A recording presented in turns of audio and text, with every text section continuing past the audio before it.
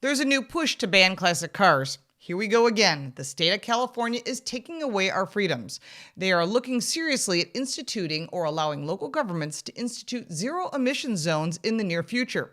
Now, the California Air Resources Board, known as CARB, is trying to make the U.S. remove classic cars from our lives. They're reportedly gathering information about classic cars and how their owners use them. We knew something like this was coming to the U.S., and California would likely be the first. And this is concerning for very many reasons. The collector car market is huge, and the United States is the world's largest market for classic cars, with revenue between 14 and 15 billion U.S. dollars generated in 2020. And 1 in 6 jobs was tied to the auto industry in the U.S., and the classic car market in the United States is projected to grow some $18.77 billion by 2024. And this would rock the economy. And more dumb ideas from California with the largest collector car market. CARB sent a survey out to owners of classic cars from model year 1978 and earlier. The questions were aimed at ascertaining how these classic cars are used and how they're stored, as well as where they're driven. It even asks about how many miles that show on the owner's odometers. Knowing how increasingly authoritarian many government agencies seem to be trending, this is concerning to many car enthusiasts who still live in the Golden State.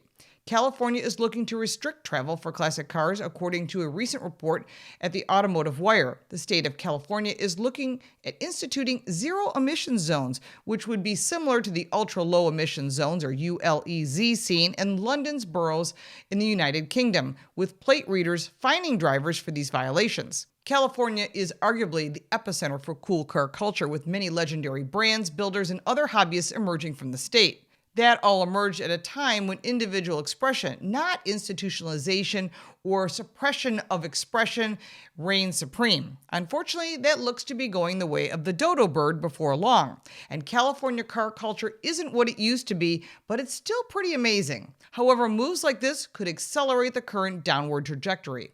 Of course, this justification for full-on banning older cars from certain areas or making owners pay a daily fee to drive them is climate change. After seeing the amount of emissions produced by private jets, cruise ships, EV mining production, SpaceX rockets, and many other things that are widely celebrated are defended and or enjoyed by ones that can't help but feel cynical about these growing restrictions. I'd say let the California elitists stop flying their private planes and put their money where their mouth is and start buying a lot of electric vehicles, because they need to set an example, right? They won't. California has a net zero carbon emissions goal for 2045, so we can expect even more restrictions on the horizon and more stupid ideas and regulations. We hope that it doesn't get to the point the authorities start going door to door looking for classic cars or your classic cars to seize them and crush them. But the mere mention of zero emission zones would have been dismissed as crazy conspiracy theory only a few short years ago. Classic cars are a piece of our history, symbols of our culture and pride. They bring joy to many. And these coming rules are really about control and nothing else. Remember that 17 states follow the rules. California is one of them, and it impacts New York, where I live, New Jersey, Connecticut, Massachusetts, Oregon, Washington State, Washington, D.C., Colorado, New Mexico, Maryland, and others. The impact affects our freedoms, our investment in our cars, and enforces the "you will own nothing and you will be happy." I think not. I refuse to give up the keys to my '65 Mustang.